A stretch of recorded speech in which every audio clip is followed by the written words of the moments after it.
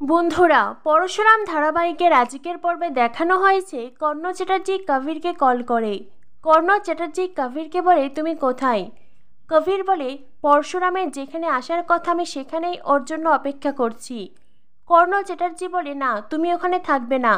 কবির, তুমি ওখান থেকে চলে এসো। তোমার লোকজনদের সবটা বুঝিয়ে দিয়ে তুমি ওখান থেকে চলে এসো কবির। কবির বলে, না ড্যাডি, আমি তোমার সব কথা শুনলেও এই কথাটা শুনতে পারবো না। আমি এখানেই থাকবো। আমি দেখতে চাই, নিজের চোখে দেখতে চাই ওই পরশুরামকে। ওর কারণে আমার রেপুটেশন, আমার মান সম্মান সব কিছু শেষ হয়ে গেছে। ওই পরশুরামের কারণে আমাকে জেলে থাকতে হয়েছে, ক্রিমিনালের খাতায় আমার নাম গেছে। তাই ওই পরশুরামকে ঝাঁঝরা হতে দেখতে চাই, নিজের চোখে দেখতে চাই ড্যাডি। তাই প্লিজ তুমি আমাকে এখান থেকে যেতে বলো না। কর্ণ চ্যাটার্জি বলে, কবির তুমি কেন বুঝতে পারছো না? ওই পরশুরাম ভীষণ ভয়ঙ্কর, ও যা খুশি তাই করতে পারে। কবির বলে, আমরাও ভয়ঙ্কর ড্যাডি। তুমি জানো না আমার দলে যারা আছে তারা ঠিক কতটা ভয়ঙ্কর। আমাদের এই জেনারেশন পারে না এমন কোনো কাজ নেই ড্যাডি। কর্ণ চ্যাটার্জি বলে, কবির, এতদিন ওই পরশুরাম আমাদের নাকের ডগা দিয়ে ঘুরেছে, আমাদের সাথে চোর পুলিশ খেলেছে, আমরা ওকে ধরতে পারিনি। তুমি বুঝতে পারছো ওই পরশুরাম কতটা চালবাজ ও কতটা কৌশল করে চলতে পারে? এতদিনে আমরা টিকিটাও ছুঁতে পারিনি, আজও হয়তো বীরের মতন ঝাঁপিয়ে পড়বে, সবটা শেষ করে দিবে। কবির তুমি চলে এসো। কবির বলে, ওই পরশুরামকে? হ্যাঁ, ও তো একজন সাধারণ মানুষ, তাই না? ও তো একজন সাধারণ অফিসার। কি এমন ক্ষমতা আছে ওর, আমিও সেটা দেখতে চাই। তুমি লাট্টুকে এখানে পাঠিয়ে দাও। কর্ণ চ্যাটার্জি বলে, লাট্টু ওখানে যাবে না, লাট্টু আমার কাছেই থাকবে। কবির বলে, কিন্তু ড্যাডি, পরশুরাম এসে যখন লাট্টুকে পাবে না তখন ও কী করে আমাদের সামনে আসবে? কর্ণ চ্যাটার্জি বলে, দেখো, এখানে তিনটে দিক আছে। পরশুরাম একজন অফিসার, তাই ও তোমাকে গুলি করবে না, তোমাকে ও বাঁচিয়েই রাখবে। আর দুই, তোমার লোকের ওকে দেখামাত্র ঝাঁঝরা করে দেবে। আর এই সব কিছু যদি নাও হয়, যদি ওই পরশুরাম কোনোভাবে তোমাকে ফাঁদে ফেলে, অন্য কোনো চাল চালে, তো আমাদের কাছে তো লাট্টু থাকলোই। লাট্টুকে তখন আমরা টোপ হিসেবে ব্যবহার করব। কবির বলে, ঠিক আছে ড্যাডি, প্রণাম নিও। তখনই কর্ণ চ্যাটার্জি বলে, অল দ্য বেস্ট মাই সান, তুমি সাবধানে থেকো। এই বলে কর্ণ চ্যাটার্জি কল কেটে দেয়। এরপর দেখানো হয় কর্ণ চ্যাটার্জি লাট্টুকে বলে, লাট্টু তুমি কি মাটন খেতে চাও? লাট্টু বলে, না, আমি মাটন খাবো না, আমি বাড়িতে যাব, আমি মাম্মির কাছে যাব, আমি পায়ের কাছে যাব, আমাকে প্লিজ বাড়িতে দিয়ে এসো। কর্ণ চ্যাটার্জি বলে, বাড়িতে তো যাবে, আমি নিজে তোমায় বাড়িতে দিয়ে আসবো, আগে পরশুরামকে ধরি। তুমি কার্টুনে দেখো না, কার্টুনে যখন ঢিসাই ঢিসাই করে গুলি করা হয়, এক এক করে সবাই পড়ে যায়, ঠিক তেমনি পরশুরামকে আমরা শেষ করে ফেলবো। পরশুরামও গুলি খেয়ে পড়ে যাবে, আর তারপরেই তোমাকে আমরা বাড়িতে দিয়ে আসবো। লাট্টু বলে, না রাক্ষস দাদু, তুমি সেটা কোনো দিন করতে পারবে না, পরশুরামকে কখনো মারতে পারবে না, আমি তোমাকে চ্যালেঞ্জ করলাম। এরপর দেখানো হয় কর্ণ চ্যাটার্জি আবারও কবিরকে কল করে। কর্ণ চ্যাটার্জি বলে, পরশুরাম কি এসেছে? কবির বলে, না ড্যাডি, এখনও আসেনি, বুঝতে পারছি না ও কখন আসবে। কর্ণ চ্যাটার্জি বলে, তুমি সবসময় সাবধানে থাকবে, আর তোমার লোকদের সবসময় তৈরি থাকতে বলবে, যে কোনো মুহূর্তেই পরশুরাম চলে আসবে। মনে রেখো, এতদিন পরশুরাম আমার কানের কাছে একটা কথাই বলেছে, ওর হাতিয়ার নাকি প্রহার আর চেম্বার, আর ওখানেই আমার ভয়। ও যদি চেম্বার চালায়, যদি তোমাদের কোনো ক্ষতি করে দেয়, তাই সবসময় সতর্ক থাকবে। ওই পরশুরাম পারে না এমন কোনো কাজ নেই। তখনই কবির কারো পায়ের আওয়াজ শুনে। কবির বলে, ড্যাডি, কেউ একজন আসছে, আমি রাখছি। এই বলে কবির কল কেটে দেয়। এরপর দেখানো হয় অন্ধকার থেকে মাস্ক পরে একে একে কয়েকজন সেখানে আসে। সবাই মিলে কবিরের সামনে দাঁড়ায়। কবিরের মাথা ঘুরতে থাকে। সবার মুখেই পরশুরামের মুখোশ, অবতার পরশুরামের মুখোশ। বারবার করে কবির বলতে থাকে, কে তোমরা? হ্যাঁ, তোমরা এমন মুখোশ পরে কেন এসেছো? কি হলো, মুখ থেকে মুখোশ খোলো। সবাই সেখানেই দাঁড়িয়ে থাকে। কবির তার লোককে পাঠায়, এক এক করে সবার মুখোশ খুলতে বলে। এক এক করে কবিরের লোক সবার মুখোশ খোলে। সৌরভ, মায়া, বলরাম ওদের মুখোশও খোলে। কবির বলে, বলরাম দেব, এখনও সময় আছে, বলো পরশুরাম কোথায়, নয়তো লাট্টুকে শেষ করে ফেলবো। লাট্টুর কোনো চিহ্ন তোমরা দেখতে পাবে না। কবির নিজের মতন বকে যাচ্ছে। বলরামরা কেউ কোনো কথা বলছে না।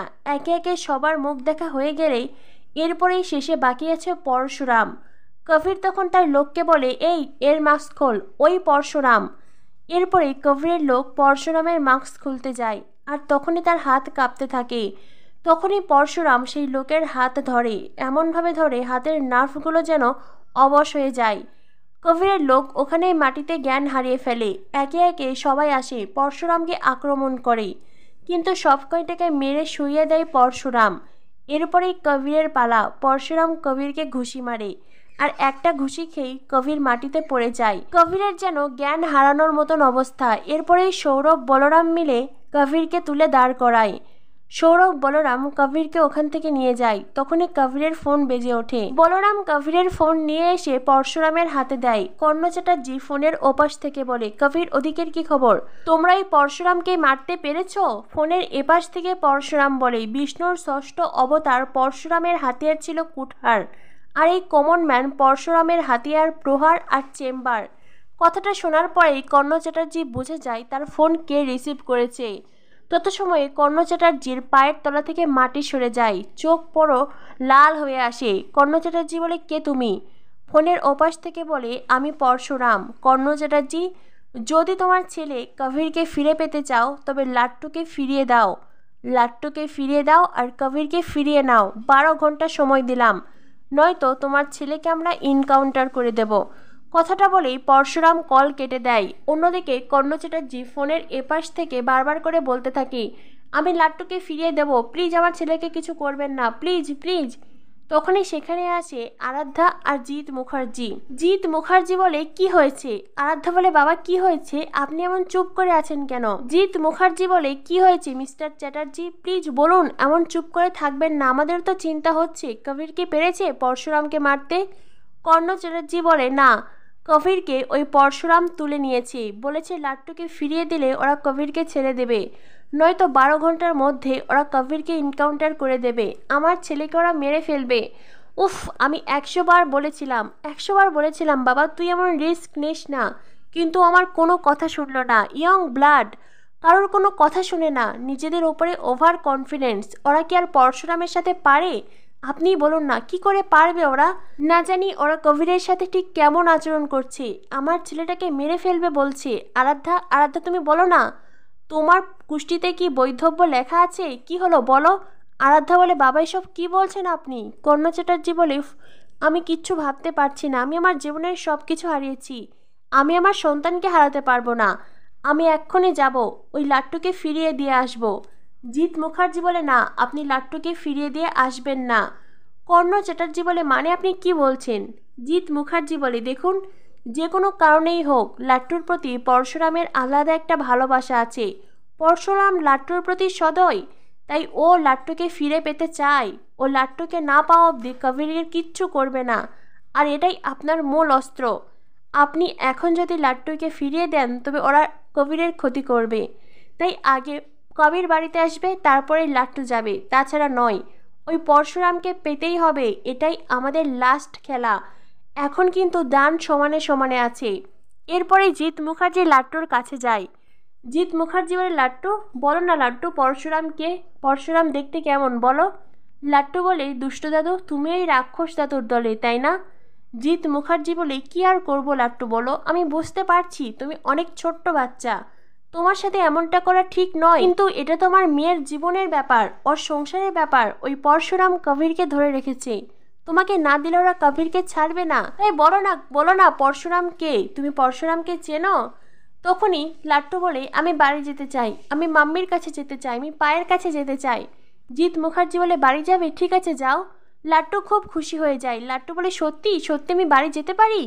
এ বলে লাট্টু ওখান থেকে ছুটে বেরিয়ে আসতে চায়। তখনই লাট্টু থেমে গিয়ে বলে, কিন্তু আমি তো বাড়ি যাওয়ার রাস্তা চিনি না, আমি কি করে বাড়িতে যাব? তোমরা কেউ আমাকে বাড়িতে রেখে এসো না। জিৎ মুখার্জি বলে, সত্যিই তো, তুমি কি করে বাড়িতে যাবে? তুমি বরং একটা কাজ করো, তুমি পরশুরামকে এখানে আসতে বলো, পরশুরাম তোমাকে বাড়িতে পৌঁছে দেবে। কি কেমন আইডিয়া? লাট্টু বলে, সেটাই তো, সেটাই তো, পরশুরাম এলেই তোমাকে নিয়ে যাবে। দাও না আমাকে কেউ একটা ফোন দাও না। তখনই জিৎ মুখার্জি তার ফোন বের করে দেয়। লাট্টু পরশুরামকে কল করে। ফোনের ওপাশ থেকে শিবপ্রসাদ গাঙ্গুলি কল রিসিভ করে। লাট্টু পা বলতে গিয়েও নিজেকে কোনো রকমে সামলে নেয়। লাট্টু বলে, পরশুরাম তুমি আমাকে বাড়িতে নিয়ে যাও না, দুষ্ট দাদুরা আমাকে আটকে রেখেছে। শিবপ্রসাদ বলে, লাট্টু তুমি কোথায় আছো সেটা বলো। লাট্টু তখন তার দুষ্ট দাদুদের বলে, তুমি বলো না আমি কোথায় আছি। জিৎ মুখার্জিকে বলে, আরাধ্যাকে বলে, কর্ণ চ্যাটার্জিকে বারবার করে বলতে থাকে, তোমরা কেউ একটু বলে দাও না আমি কোথায় আছি। কিন্তু না, কেউ কোনো কথা বলে না। তখনই জিৎ মুখার্জি ফোন রিসিভ করে।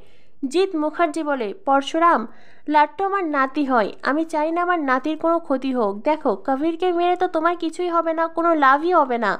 তাই কবিরকে ছেড়ে দাও আর লাট্টুকে ফিরিয়ে নাও। নইলে আমরা যদি লাট্টুকে ছেড়ে দেই, ও কখনোই বাড়ির রাস্তা খুঁজে বাড়িতে পৌঁছাতে পারবে না, না জানি কোন রাস্তায় হারিয়ে যাবে। শিবপ্রসাদ গাঙ্গুলি জিৎ মুখার্জির কথা শুনে রাগে জ্বলতে থাকে। তো বন্ধুরা, কি হতে চলেছে পরশুরাম ধারাবাহিকে? পরশুরাম ধারাবাহিকের পরবর্তী আপডেট পেতে আমাদের সাথেই থেকো। ধন্যবাদ সবাইকে।